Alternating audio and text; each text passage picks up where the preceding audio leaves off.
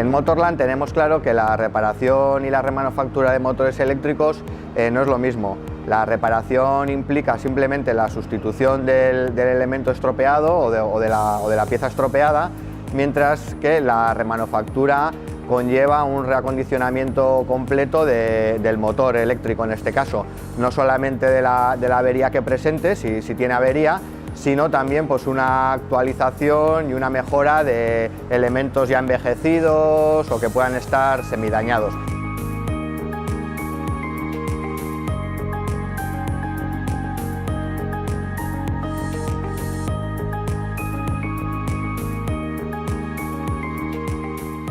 Pensamos que existe un gran potencial todavía de remanufactura dentro de la industria, no solamente en motores eléctricos, sino en otra serie de equipos.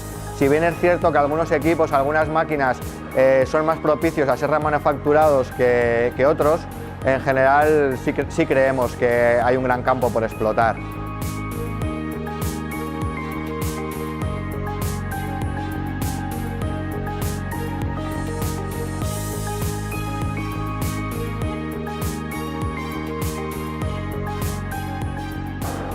Desde Motorland recomendaríamos a los fabricantes, en este caso de motores eléctricos, que los diseños de sus máquinas primero pues, tuviesen un ecodiseño, es decir, se guiasen por criterios de sostenibilidad ambiental, pero y sobre todo con criterios de reparabilidad.